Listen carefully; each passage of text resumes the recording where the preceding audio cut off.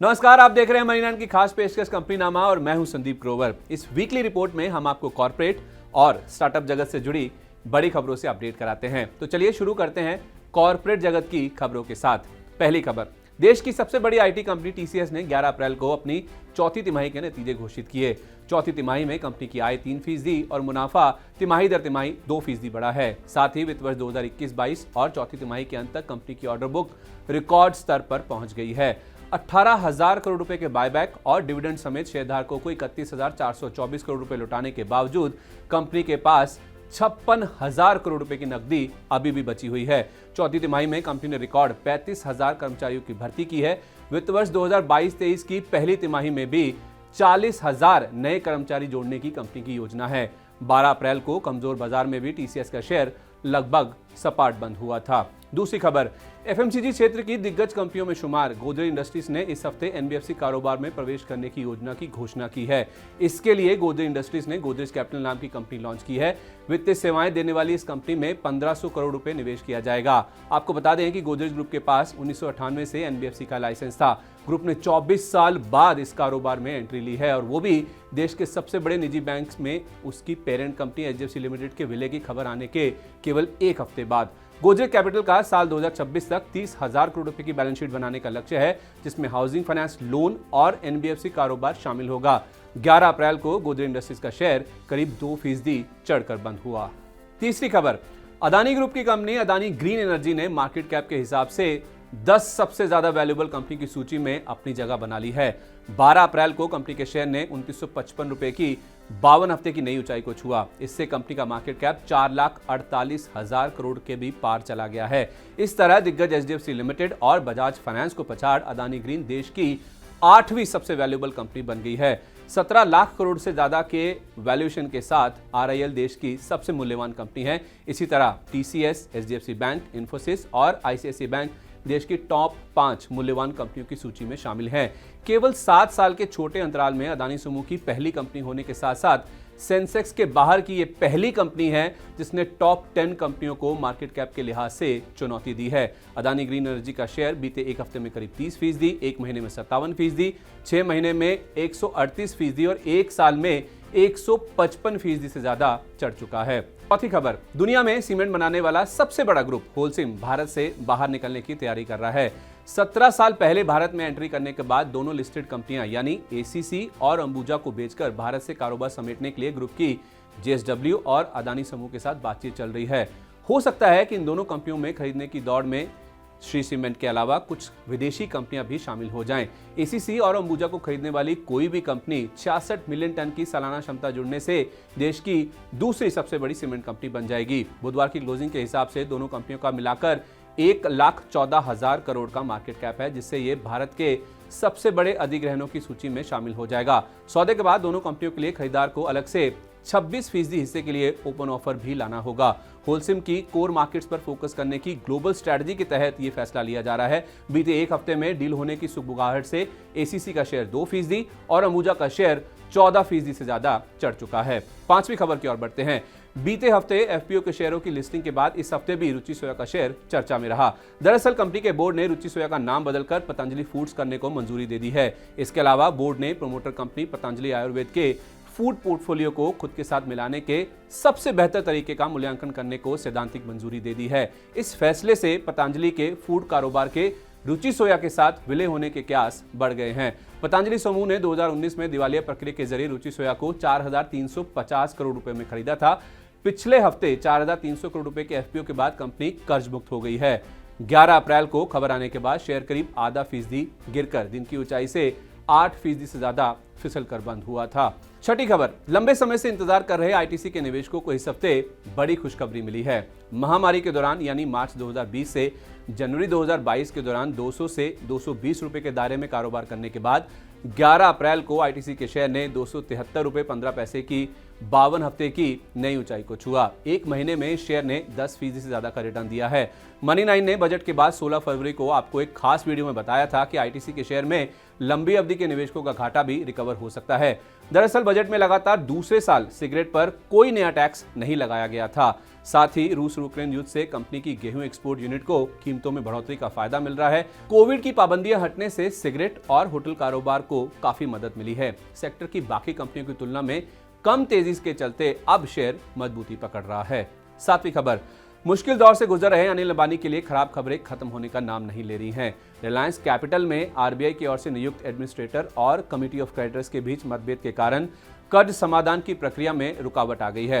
Reliance capital की कुछ मुनाफे वाली सब्सिडरी कंपनियों की बिक्री विवाद की वजह है। हमने आपको बीते हफ्ते भी बताया था कि बोली लगाने वालों के पास एसेट खरीदने के 2 विकल्प थे, जिसमें कुल 55 बोलियां मिली थी। 22 कंपनियों ने दोनों विकल्पों यानी सब्सिडरी कंपनियों और पूरे कारोबार को खरीदने में रुचि दिखाई थी। इसमें Piramal group, yes bank, HDFC Ergo, ICICI Lombard जैसे नाम सामने आए थे, जबकि 33 कंपनियों ने चुनिंदा सब्सिडरी कंपनियों के लिए बोली लगाई थी।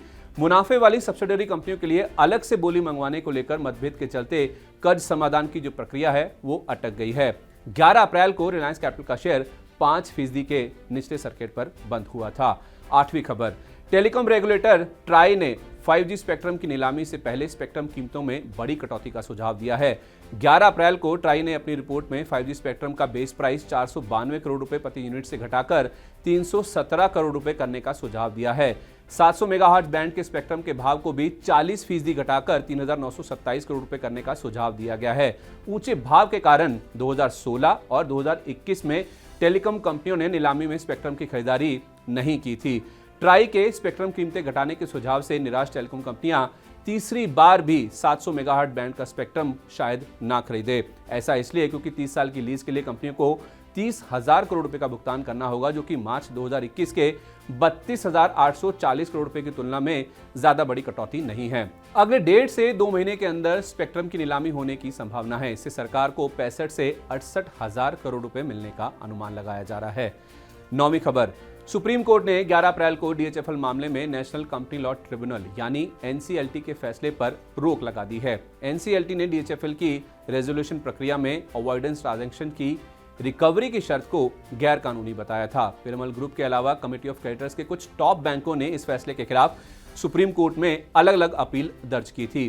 पिरामल ग्रुप ने सितंबर 2021 में डीएचएफएल को खरीदने के बाद फरवरी 2022 में सुप्रीम कोर्ट में ये अपील दाखिल की थी।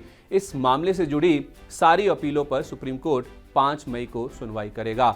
11 अप्रैल को पिरामल एंटरप्राइजेज का शेयर करीब 1% गिरकर बंद हुआ था। 10वीं खबर की ओर बढ़ते हैं। जेट एयरवेज के फिर से उड़ान भरने का इंतजार कर रहे निवेशकों की असमंजस थोड़ी कम होती दिखी है। दरअसल जालान कैलरॉक के कंसोर्टियम को जेट एयरवेज का रेजोल्यूशन पूरा करने के लिए नेशनल कंपनी लॉ ट्रिब्यूनल यानी एनसीएलटी से 60 दिन या 2 महीने की और मोहलत मिली है। एनसीएलटी के फैसले के बाद जेट एयरवेज की अगली तिमाही से कामकाज शुरू करने की योजना है और सबसे अच्छी खबर यह है कि जेट एयरवेज की दूसरी पारी एक फुल सर्विस कैरियर के तौर पर शुरू होगी। 11 अप्रैल को जेट एयरवेज का शेयर करीब 3.5% चढ़कर बंद हुआ था। 11वीं खबर, डिश टीवी ने मार्केट रेगुलेटर सेबी के साथ मित्रतापूर्ण समझौता करने के लिए अर्जी दाखिल की है। सेबी के कॉन्सेंट टर्म्स के तहत ये सेटलमेंट करने के लिए डिश टीवी की ओर से गुहार लगाई गई है। ये मामला डिश टीवी की एजीएम यानी एनुअल जनरल मीटिंग के नतीजों के खुलासे से जुड़ा है, जबकि कंपनी के इंडिपेंडेंट डायरेक्टर्स ने अपनी स्थिति का बचाव करते हुए इस विवाद को न्यायिक निर्णय कार्रवाई के जरिए सेबी के पास लेकर जाने का फैसला लिया है। यानी कंपनी भले ही इस मामले को शांतिपूर्ण सुलझाना चाहती है, पर कंपनी के इंडिपेंडेंट डायरेक्टर्स अपने आप को डिफेंड करने के लिए सेबी के पास जाने का मन बना चुके हैं। खबर आने के बाद 11 अप्रैल को शेयर करीब 0.5% गिरकर बंद हुआ था। 12वीं खबर, देश की दिग्गज स्टील कंपनी टाटा स्टील ने जेवी कंपनी एसएनटी माइनिंग में सरकारी स्टील कंपनी सेल का 50% हिस्सा खरीदने की प्रक्रिया को पूरा कर लिया है। एसएनटी माइनिंग में सेल और टाटा स्टील का 50-50% हिस्सा था। सौदे के बाद टाटा स्टील की सब्सिडरी कंपनी के तौर पर सामने आएगी एसएनटी माइनिंग। इस कंपनी का गठन कोयले की खदानें खरीदने, कोल एक्सप्लोरेशन, मंजूरियां एवं लाइसेंस लेने, खदानों के डेवलपमेंट, एक्सट्रैक्शन और खदानों से कोयले की माइनिंग के लिए किया गया था। पर 2018-19 से एसएनटी माइनिंग में कोई कारोबार नहीं हुआ है। टाटा स्टील ने यह अधिग्रहण ग्रुप पोर्टफोलियो के पुनर्गठन और सरलीकरण की रणनीति के तहत किया है। 12 अप्रैल को टाटा स्टील का शेयर करीब 3% गिरकर बंद हुआ था।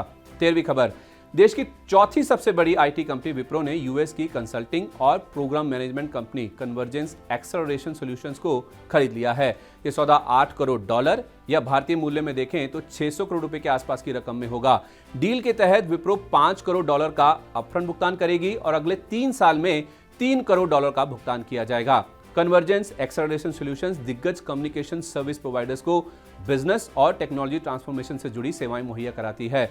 सौदा पूरा होने के बाद दोनों कंपनियां मिलकर ग्राहकों को strategy development, planning to execution और इंप्लीमेंटेशन से जुड़ी सेवाएं मुहैया कराएंगी। खबर आने के बाद 12 अप्रैल को विप्रो का शेयर 2% से ज्यादा गिरकर बंद हुआ था। 14वीं खबर की ओर बढ़ते हैं।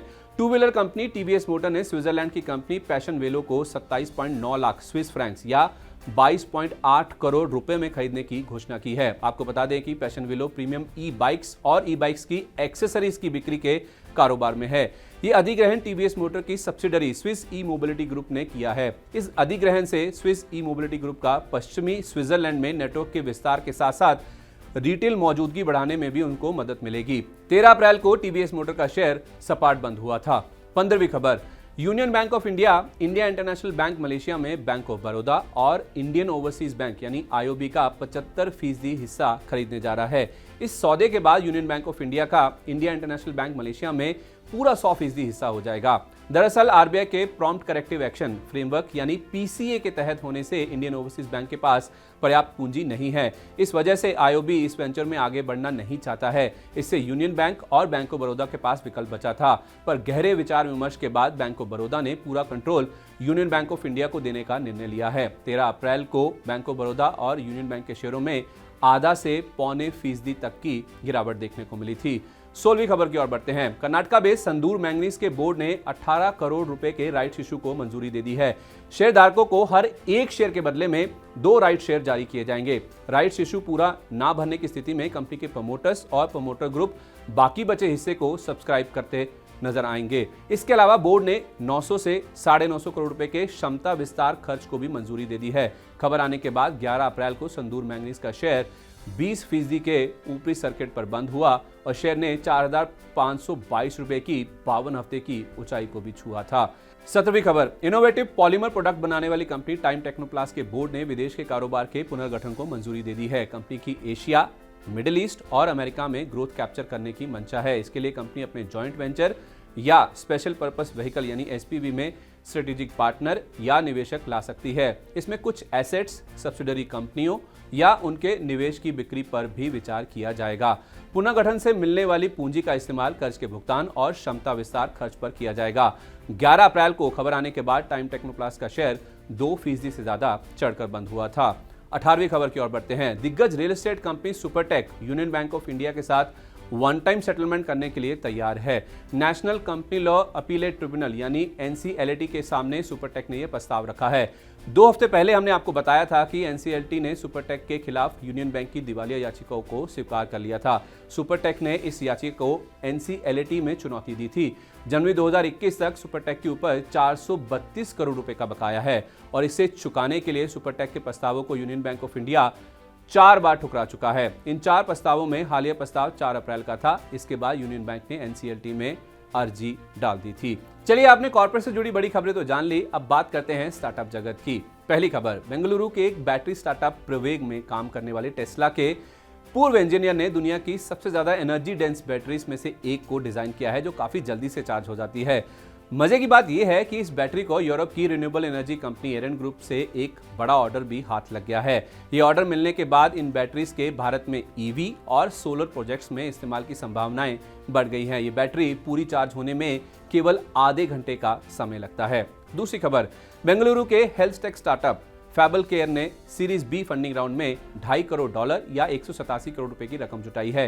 फंडिंग राउंड का नेतृत्व क्लारी कैपिटल ने किया और एल्फैक वेंचर्स, डिजिटल होराइजन व स्ट्राइड्स वेंचर ने इसमें हिस्सा लिया। ओमरॉन वेंचर्स, एसओएसवी, सोशल स्टार्ट्स और फ्रेस्को कैपिटल जैसे मौजूदा निवेशकों ने भी इस राउंड में हिस्सा लिया। पूंजी का इस्तेमाल कारोबार विस्तार, नए ग्राहक जोड़ने के ऊपर किया जाएगा। इस फंडिंग राउंड के बाद छोटी अवधि में ही फैबल केयर के वैल्यूएशन में 6 गुना की वृद्धि हो चुकी है। तीसरी खबर। अरबों डॉलर के अलग अलग स्टार्टअप बनाने वाले देश के पहले पति पत्नी रुचि कालरा और आशीष महापात्रा उन दोनों कंपनियों में से एक का आईपीओ इसी साल लाने की कोशिश कर रहे हैं। छोटे कारोबारों को स्टील से लेकर केमिकल सप्लाई करने वाले स्टार्टअप ऑफ बिजनेस अगले 6 महीने से 1 साल में आईपीओ ला सकता है, जबकि इस दंपत्ति का डिजिटल लैंडिंग से जुड़ा दूसरा स्टार्टअप ऑक्सीजो 2 साल के अंदर आईपीओ ला सकता है। चौथी खबर। डे केयर सर्जरीज पर फोकस करने वाले स्टार्टअप मेडफिन ने सीरीज बी फंडिंग राउंड में $1.5 करोड़ की रकम जुटाई है। Arka Next, Health X Capital Singapore, Bloom Ventures, Axilor Ventures, Sony और कोटक इन्वेस्टमेंट्स ने फंडिंग राउंड में हिस्सा लिया था। रकम का इस्तेमाल नए शहरों में विस्तार करने, R&D और टेक्नोलॉजी में निवेश के अलावा नए लोगों की भर्ती करने पर भी किया जाएगा। पांचवी खबर की ओर बढ़ते हैं। आईवर ब्रांड लेंसकार्ट ने सीरीज आई फंडिंग राउंड में $10 करोड़ की रकम जुटाई है। रजिस्ट्रार ऑफ कंपनीज यानी ROC पर रेगुलेटरी फाइलिंग्स के मुताबिक कंपनी के बोर्ड ने ₹2087.52 प्रति शेयर के भाव पर अल्फा वेव वेंचर्स को 36,41,000 शेयर जारी कर $760 करोड़ की रकम जुटाई है। इस राउंड के बाद कंपनी का $4 अरब के पार वैल्यूएशन पहुंच गया था। इससे पहले मई 2021 में कंपनी ने $9.5 करोड़ की पूंजी जुटाई थी। दिसंबर 2019 में सॉफ्टबैंक विजन फंड से $27.5 करोड़ जुटाने के बाद कंपनी को यूनिकॉर्न का दर्जा मिला था। छठी खबर, फेसबुक और सॉफ्टबैंक द्वारा समर्थित ई-कॉमर्स स्टार्टअप मीशो ने ग्रोसरी कारोबार के 150 कर्मचारियों को नौकरी से निकाल दिया है। पिछले हफ्ते ही कंपनी ने अपने ग्रोसरी कारोबार का पुनर्गठन किया था और नाम फार्मिसो से बदलकर मीशो सुपरस्टोर किया था। दरअसल पुनर्गठन योजना के तहत कंपनी ने अपने ग्रोसरी कारोबार को मुख्य शॉपिंग ऐप में जोड़ने का फैसला लिया था और इसी के तहत ये कदम उठाया गया है। कंपनी ने इस बात पर जोर दिया कि निकाले गए कर्मचारियों को सेवरेंस पैकेजेस के साथ साथ नौकरी ढूंढने में सहायता भी दी गई है। फिलहाल कंपनी के 2000 के आसपास कर्मचारी हैं और अब किसी कर्मचारी को निकालने की योजना नहीं है। कंपनी ने यह भी कहा कि पुनर्गठन योजना से मुख्य कारोबार पर कोई असर नहीं पड़ता हुआ दिखेगा।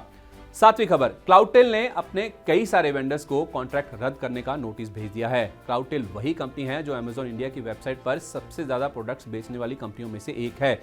कंपनी ने अपने वेंडर से कहा कि वो छोटी अवधि में अमेजॉन इंडिया की वेबसाइट पर प्रोडक्ट्स की लिस्टिंग और बिक्री दोनों बंद करने जा रही है। हालांकि क्लाउडटेल के मैनेजिंग डायरेक्टर और चीफ एग्जीक्यूटिव ऑफिसर रंजीत बाबू ने अपने सप्लायर्स को आश्वासन दिया कि वो 18 अप्रैल 2022 तक के सारे परचेस ऑर्डर्स को ऑनर करते हुए दिखेंगे। आठवीं खबर, चैटबॉट स्टार्टअप लाइम चैट ने सीड फंडिंग राउंड में $42 लाख का निवेश हासिल किया है। इस फंडिंग राउंड का नेतृत्व स्टाइलिस वेंचर पार्टनर्स ने किया। साथ ही इस राउंड में PI वेंचर्स, टाइटन कैपिटल और दिग्गज एंजल निवेशकों ने भी हिस्सा लिया। रकम का इस्तेमाल प्रोडक्ट को मजबूत करने और गो टू मार्केट ऑपरेशंस के विस्तार पर किया जाएगा। नौवीं खबर, metabolic fitness platform Ultrahuman चलाने वाली कंपनी ने consumer focused wearable startup Lazy company का अधिग्रहण कर लिया है। 2017 में अपूर्व शंकर और योगांश नामदेव द्वारा स्थापित लेजी को आर्टिफिशियल इंटेलिजेंस पर आधारित वेरेबल प्रोडक्ट्स बनाने पर फोकस करती है। अधिग्रहण के बाद लेजी को अल्ट्रा ह्यूमन की ग्लोबल हार्डवेयर डेवलपमेंट टीम के साथ मिलकर काम करेगी। इससे दोनों कंपनियां ग्राहकों के यूजर एक्सपीरियंस और ग्लोबल मेटाबॉलिक हेल्थ स्टैंडर्ड्स में सुधार लाने में मदद करेंगी। 10वीं खबर की ओर बढ़ते हैं। P2P lending platform London Club ने लंडन क्लब अल्फा के नाम से वेंचर कैपिटल फंड लॉन्च करने की घोषणा की है। इस फंड के जरिए लंडन क्लब की सीड और प्री सीरीज A स्टेज वाले स्टार्टअप्स की फंडिंग करने की मंशा है। फंड का शुरुआती स्टार्टअप्स को मेंटरशिप के साथ साथ पूंजी उपलब्ध कराने का भी लक्ष्य है। तो ये थी इस हफ्ते की कॉर्पोरेट और स्टार्टअप से जुड़ी तमाम बड़ी खबरें। लेकिन चलते चलते इस हफ्ते की बड़ी खबरों और नतीजों के चलते ब्रोकर्स ने किन कंपनियों पर अपनी रेटिंग या लक्ष्य में बड़े बदलाव किए हैं, आइए एक बार देख लेते हैं।